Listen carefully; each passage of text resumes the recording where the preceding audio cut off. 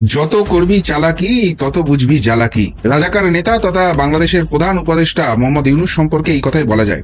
সেনাপ্রধান জেনারেল ওয়াকারুজ্জামানের এক বক্তব্যের পরেই সরকারের পায়ের তলা থেকে মাটি সরে যাচ্ছিল এটি সরকারি তার আচরণের মধ্য দিয়ে আমাদের সামনে স্পষ্ট করেছে। এদিকে ডক্টর ইউনূস এবার মহাবিপদে পড়েন। পদত্যাগ ইস্যুতে নিজেই ফেঁসে যাচ্ছেন।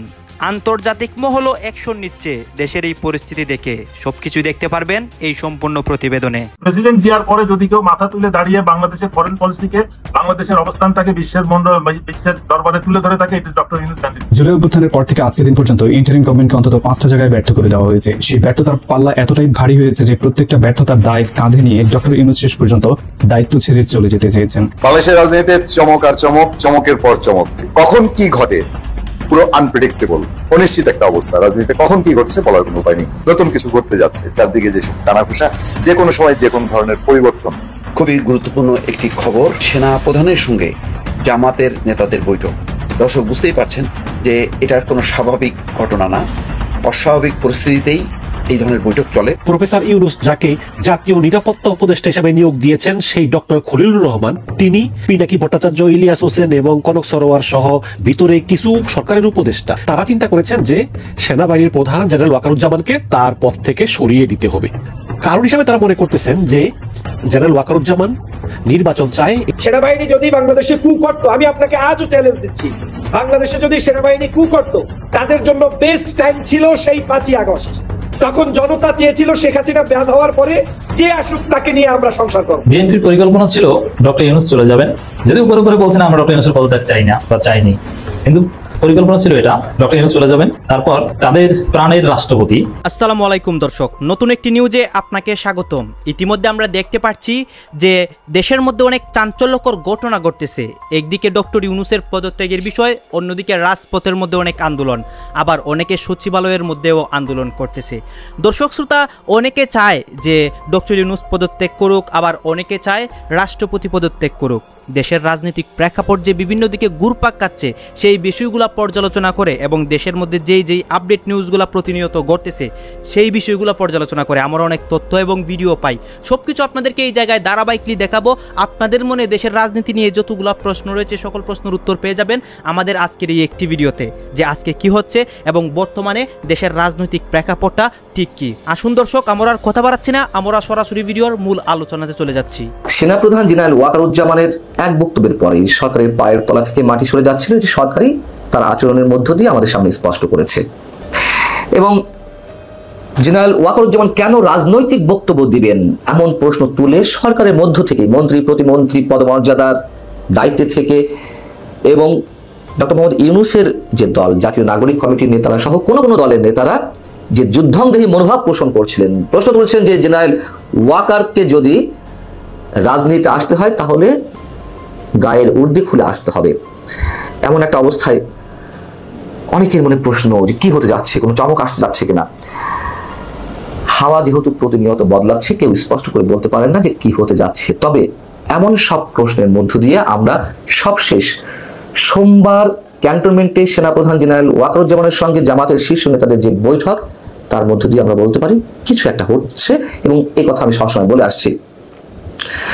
এবং সবশেষ গত 2 দিনে ঘটনা পরম্পরায় আমাদের সামনে যা উপস্থিত হচ্ছে, মনে হতেই পারে যে হাওয়া বদলাচ্ছে খুব দ্রুত।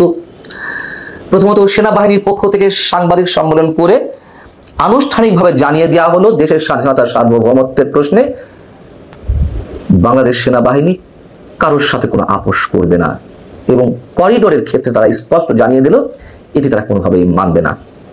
আবারও জানিয়ে দিল। নিঃসন্দেহে এর মধ্যে দিয়ে আমরা অনেক গুরুত্বপূর্ণ বার্তা পেয়েছি। একই সঙ্গে বিএনপি সেনাপ্রধানের বক্তব্য সমর্থন দিয়েছে। বিএনপির স্থায়ী কমিটির সদস্য, খুবই গুরুত্বপূর্ণ নেতা আমির খসরু মাহমুদ চৌধুরী খুবই গুরুত্বের সঙ্গে এবং লজিক্যালি একটি মন্তব্য করেছেন। তিনি বলছেন যে 5 আগস্ট শেখ হাসিনার প্রস্থানের পর সারা দেশের মানুষ তো মুখিয়েছিলেন সেনাপ্রধানের বক্তব্যের জন্য, তাহলে এখন এই অবস্থায় এসে সেনাপ্রধান যদি গণতন্ত্রের স্বার্থে দেশকে গণতান্ত্রিক প্রক্রিয়ায় নিয়ে যাওয়ার জন্য কোনো মন্তব্য করে থাকেন, কোনো বক্তব্য দিয়ে থাকেন, তাহলে সমস্যা কোথায়? খুবই স্বাভাবিক। দেখুন, একটি কথা সবসময় বলি, বর্তমান অন্তর্বর্তী সরকার কোনো স্বাভাবিক সরকার নয়। এখানে সেনাবাহিনীর অবশ্যই অবশ্যই অনেক বড় ধরনের ভূমিকা রয়েছে দেশকে নৈরাজ্যময় একটা অবস্থা থেকে উত্তরণের জন্য। এই বিষয়ে আর বলছি, তার আগে একটু বলি যে জামাতের বৈঠকে কারা উপস্থিত ছিলেন। জামাতের নেতাদের মধ্যে ছিলেন জামাতের শীর্ষ নেতা আমির ডাক্তার শফিকুর রহমান এবং নায়েবে আমির আব্দুল্লাহ মোহাম্মদ তাহের। গণমাধ্যমের পক্ষ থেকে যখন জানতে চাওয়া হলো বৈঠক বিষয়ে, তখন আব্দুল্লাহ মোহাম্মদ তাহের বলছেন আসলে এটা তো সৌজন্য সাক্ষাৎ ছিল, কেবল সামগ্রিকভাবে বর্তমান পরিস্থিতির ব্যাপারে কিছুটা কথাবার্তা হয়েছে, এই তো। যত করবি চালাকি তত বুঝবি জ্বালাকি। রাজাকার নেতা তথা বাংলাদেশের প্রধান উপদেষ্টা মোহাম্মদ ইউনূস সম্পর্কে এই কথাই বলা যায়। শেখ হাসিনা বাংলাদেশের প্রধানমন্ত্রী যখন দেশ ছাড়তে বাধ্য হলেন, তখন ব্যাকডোর দিয়ে, পিছনের দরজা দিয়ে এসে বাংলাদেশের প্রধান সেজে বসেছিলেন মোহাম্মদ ইউনূস। এবং তারপর সেই হুমকিগুলো মনে আছে, 4 দিনের মধ্যে কলকাতা দখল করে নেব, বাংলা, বিহার, ওড়িশা, ঝাড়খণ্ড, 7 সিস্টার্স ভারতবর্ষ থেকে বিচ্ছিন্ন করে নেব, বাংলাদেশের সঙ্গে মিশিয়ে নতুন একটা ইসলামিক কান্ট্রি তৈরি করব যার নাম হবে বাংলাস্তান। এইসব হুমকিগুলো মনে আছে। সেই ইউনূসের এখন এমন অবস্থা হয়েছে, পদত্যাগ তো করতেই হবে। তারপর জীবনের বাকি দিনগুলো কি জেলের অন্ধ কুটুরিতে কাটবে? সেই প্রশ্নটাও কিন্তু উঠে যাচ্ছে। কেন? কেননা বাংলাদেশের চূড়ান্ত ডামাডোল শুরু হয়ে গেছে এবং যে কোনো মুহূর্তে পদত্যাগ এবং গ্রেপ্তার সেটা কিন্তু ইউনূসের কপালে নাচছে। প্রশাসক হিসেবে ব্যর্থতা, সেনার চাপ, পদত্যাগের ইচ্ছা প্রকাশ, হতাশ ইউনূসের। ইউনূস এখন বলছে যে আমি যে ভালো কাজটা করার চেষ্টা করেছিলাম, সেই ভালো কাজটা আমাকে করতে দেওয়া হচ্ছে না। বিভিন্নভাবে আমার সঙ্গে যারা উপদেষ্টা মণ্ডলী রয়েছে তারা আটকে দিচ্ছে। আর সেই জায়গা থেকে আমি যদি বাংলাদেশের উপকার করতে নাই পারি, তাহলে আমি আর থেকে কি করব? আমি পদত্যাগ করে নেব। আসল কথা কিন্তু তা নয়। ইউনূস যে কত বড় শয়তান, আর শয়তানির ফলে বাংলাদেশকে যে কতখানি ভুগতে হচ্ছে, সেইটা আজকে দিনের আলোর মতো বাংলাদেশিদের কাছে স্পষ্ট হয়ে গেছে।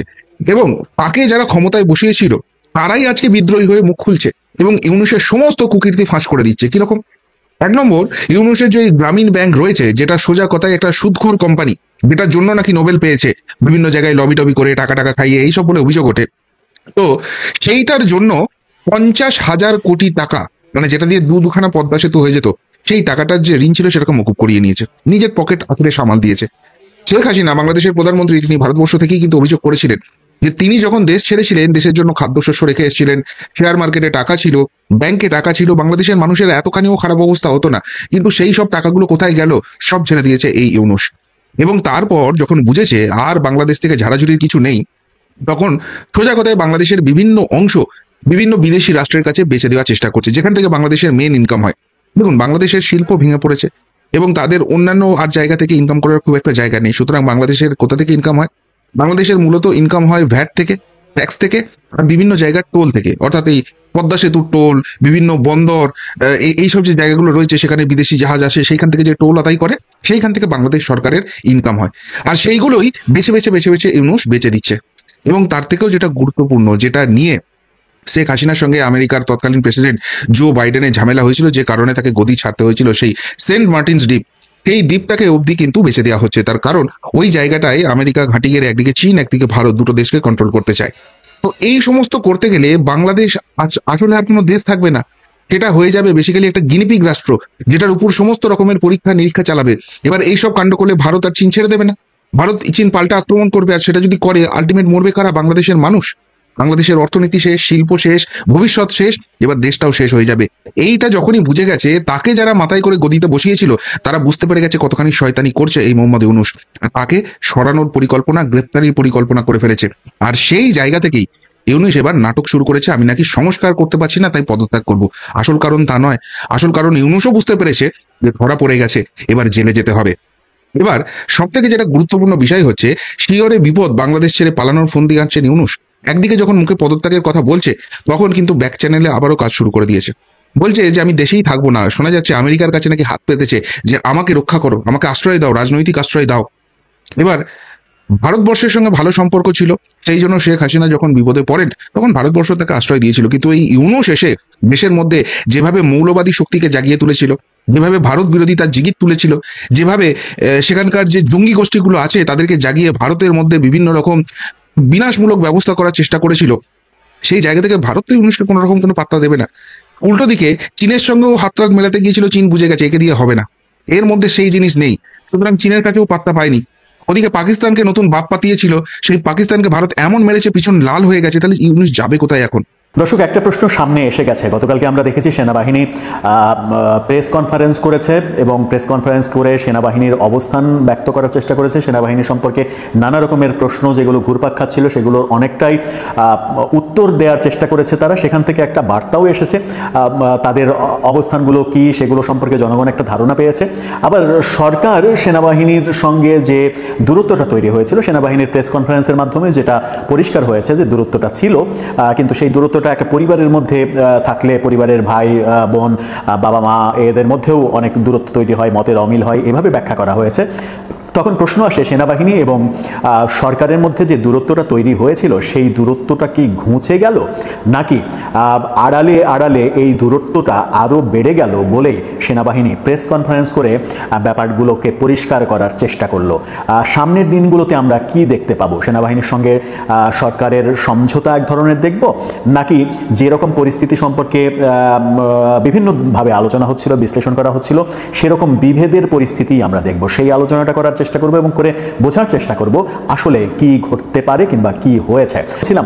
সরকার এবং সেনাবাহিনীর মধ্যে যে দূরত্ব তৈরি হয়েছিল, যে ভুল বুঝাবুঝি তৈরি হয়েছিল, সেটার কি অবসান হয়েছে? সেনাবাহিনী গতকালকে প্রেস কনফারেন্স করেছে এবং প্রেস কনফারেন্সে তাদের অবস্থানটা পরিষ্কার করেছে এবং সেখান থেকে আমরা যেটা বুঝেছি সেটা হচ্ছে যে সেনাবাহিনী মব ভায়োলেন্সের বিপক্ষে অভিযোগ রয়েছে, যেটার যেটাতে সরকারের এক ধরনের চুপ করে থাকার মাধ্যমে এক ধরনের সমর্থন ছিল। গত 9 মাস 9.5 মাস যে মব হয়েছে, বিশেষ করে আওয়ামী লীগ এবং দোসর ট্যাগ দিয়ে যে ধরনের মব তৈরি করার চেষ্টা করা হয়েছে, বাড়িঘর ভাঙা হয়েছে, বুলডোজার কালচার তৈরি হয়েছে, বুলডোজার সরকারি বুলডোজার কারা সাপ্লাই দিল সেই প্রশ্ন এসেছে, নানা রকমের প্রশ্ন এসেছে। তখন সেনাবাহিনী তাদের স্পষ্ট অবস্থান জানিয়েছে যে মবের বিরুদ্ধে তারা, এবং যেখানেই মব হবে সেখানেই সেনাবাহিনী স্পষ্ট অবস্থান নেবে। সেনাবাহিনীর আমরা যখন দেখেছি যে অফিসার্স অ্যাড্রেস যখন হলো, সেই অফিসার্স অ্যাড্রেস দিনের বেলা হলো, রাত থেকে সেনাবাহিনীর ব্যাপক অভিযান রাজধানী সহ সারা দেশে আমরা কিন্তু লক্ষ্য করেছি এবং সেই অভিযান এক ধরনের স্বস্তির বার্তা দিয়েছে। সেনাবাহিনী সেই বার্তাটাই আবার দিয়েছে। আবার সেনাবাহিনীকে যখন সরকারের সঙ্গে যে দূরত্বের প্রশ্ন করা হয়েছে তখন তারা পরিবারের মধ্যে কলহ হতেই পারে সেই প্রসঙ্গ এনেছে। সেনাবাহিনী সার্বভৌমত্বের প্রশ্নে এতটুকু ছাড় দেবে না, বাংলাদেশের নিরাপত্তার প্রশ্নে এতটুকু ছাড় দেবে না, এই ব্যাপারটা সংবাদ সম্মেলনের মাধ্যমে পুনর্ব্যক্ত করেছে। যে অফিসার্স অ্যাড্রেসের পরে যে ব্যাপারটা আমরা আবছাভাবে আলোচনা করছিলাম, অর্থাৎ ওখানে কি আলোচনা হয়েছে আমরা বিভিন্ন সোর্সের মাধ্যমে গণমাধ্যম প্রকাশ করছিল, গণমাধ্যমকে কেন্দ্র করে নানা দিকে আলোচনা হচ্ছিল, সেগুলো মোটামুটি সেনাবাহিনী পরিষ্কার করে একটা ধারণা দেওয়ার চেষ্টা করেছে, যদিও সব কথা হয়তো খোলামেলা বলেনি। তার মানে সেনাবাহিনীর অবস্থান সম্পর্কে আমরা স্পষ্ট হয়েছে, সেনাবাহিনী তাদের অবস্থানে অটুট রয়েছে, অবিচল রয়েছে। আমরা যদি সরকারের অবস্থান বিবেচনা করি তাহলে সরকার কি তার অবস্থান পরিবর্তন করেছে? করিডোর ইস্যুতে সরকার কি তার চিন্তাভাবনা বদল করেছে, কিংবা করিডোরের জন্য বিশেষ করে করিডোর দেওয়ার ব্যাপারে যিনি অতি বেশি উৎসাহী হিসেবে দেখা হচ্ছে ডক্টর খলিলুর রহমান, নিরাপত্তা উপদেষ্টা। সেনাবাহিনীর পক্ষ থেকে একটা অফিসিয়াল ব্রিফিং করা হয়েছে গতকাল, যেখানে বেশ কিছু ইস্যু তারা অ্যাড্রেস করেছেন।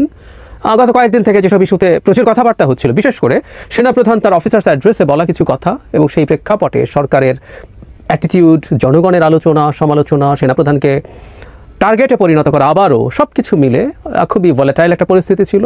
সেই প্রেক্ষাপটে সেনাবাহিনীর পক্ষ থেকে একদম অফিসিয়াল ব্রিফিং হলো। এই ব্রিফিংয়ের পর এখন এই আলোচনা আমরা করতেই পারি বা করব, সেটা হচ্ছে এই ব্রিফিং কি আদতে সরকারের সাথে সেনাবাহিনীর যে উত্তেজনা তৈরি হয়েছে মেনে নেওয়া ভালো হবে, এবং এই ব্রিফিংয়ে কিছুটা স্বীকৃতিও আছে অফিসিয়াল ব্রিফিংয়েও। তো সেই উত্তেজনা কি প্রশমিত হলো, নাকি এটা আসলে আরও বাড়ার দিকে যাবে, সেই ব্যাপারটা আমরা আগে যা হলো সেই আলোচনা করি, তারপর একটা প্রেডিকশন করার চেষ্টা করব কি হতে পারে, কি হওয়া উচিত একটা জিনিস, আর একটু কি হতে পারে। হওয়া উচিত তো বটেই, সরকারের সাথে সেনাবাহিনীর দূরত্ব থাকবে না, সরকারের সাথে বিএনপির দূরত্ব থাকবে না। আমি বারবার বলছি এই তিনটা ফোর্স, সরকার, সেনাবাহিনী, বিএনপি, তাদের মধ্যকার সুসম্পর্ক আমাদের ভবিষ্যতের ডেমোক্রেটিক ট্রানজিশনের জন্য খুবই জরুরি। জামায়াত খুবই ছোট ফ্যাক্টর, এনসিপি কোনো ফ্যাক্টরি না, আই রিপিট, এনসিপি কোনো ফ্যাক্টরি না। সো এই তিনটা শক্তি যদি ঠিক থাকে এটা হলে আইডিয়াল সিচুয়েশন, কিন্তু লক্ষণ সেটা নয় বলেই মনে হচ্ছে। যাই হোক, এই ব্রিফিংয়ে যা হলো অনেক কিছু ইস্যু নিয়ে কথাবার্তা হয়েছে। যেমন সরকারের সাথে মতপার্থক্য নিয়ে যখন কথাবার্তা হচ্ছে তারা ক্লিয়ার করতে চেয়েছেন যে একেবারেই না, যেভাবে বলা হচ্ছে যে অনেক মতপার্থক্য বা বিভেদ হয়েছে সেরকম কিছু না, তারা পরিপূরক হিসাবে কাজ করছেন সরকারের সাথে পরস্পর। আবারও কিন্তু বক্তব্যের মধ্যে কেউ চাইলে ধরতে পারেন যে সেনাবাহিনী সরকারের সাথে কাজ করছে, মানে কি সেনাবাহিনী কি বাইরের কিছু, সে সরকারের সাথে কোলাবোরেট করছে, কোঅপারেট করছে? No, it's a very integral part of the government. So government যেভাবে চাইবে সেভাবে কাজ করার কথা। আমি আগেও বলেছি, আবারও বলছি, এই কুতর্কে এখন আপাতত আর ঢুকছি না, এটা অপ্রয়োজনীয় তর্ক।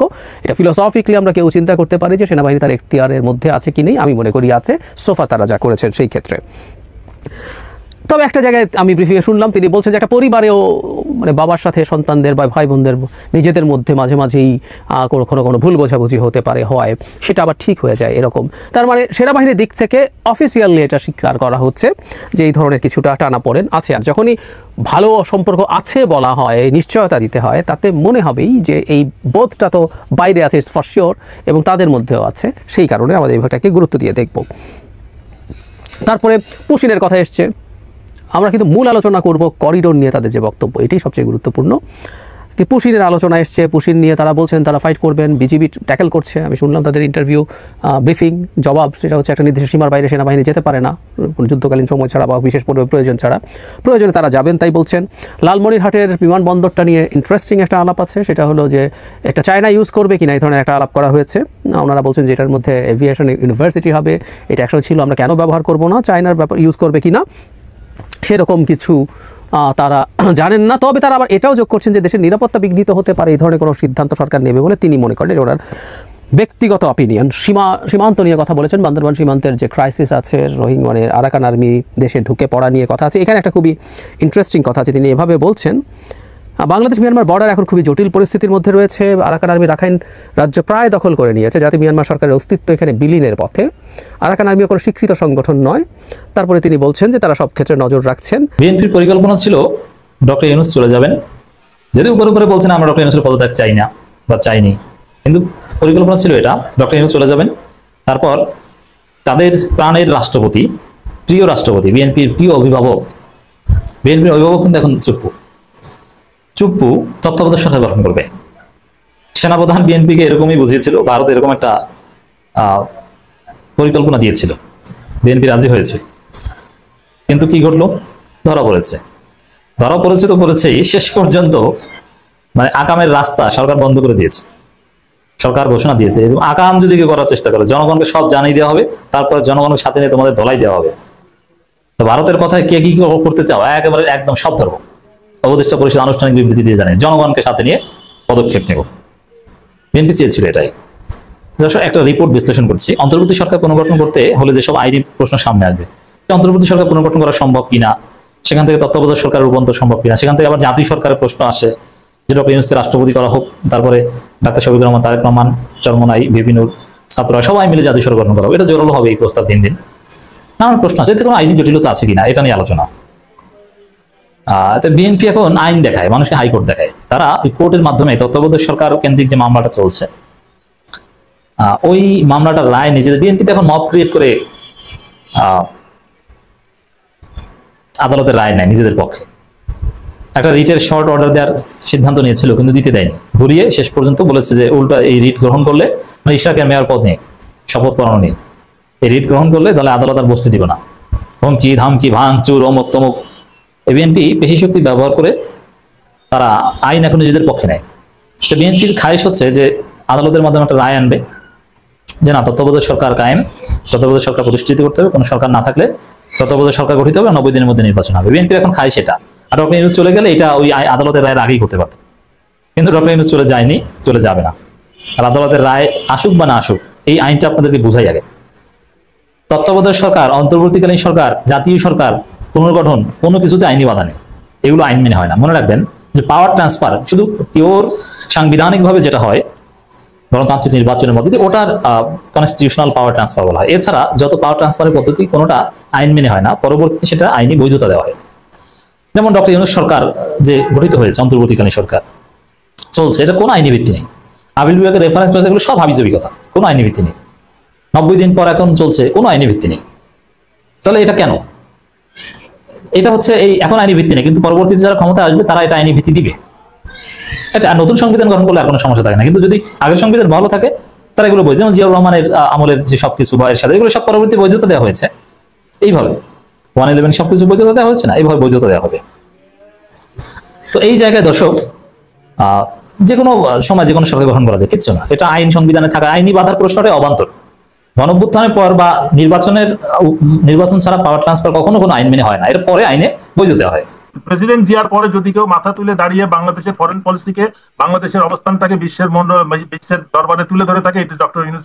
এই গভর্নমেন্টকে অবশ্যই সিকিউর করতে হবে যে পরবর্তী গভর্নমেন্ট এসে তাকে পুরো পিরিয়ডের তাদের কার্যক্রমটাকে লেজিটিমেট করবে, সমস্ত সংস্কার সব পরিবর্তনকে তারা মেনে নিবে। আমি যদি আমার ট্রিটমেন্টের জন্য বিদেশ যেতে পারি, তাহলে বিদেশের কেউ এসে আমার ট্রিটমেন্ট কেন করতে পারবে না?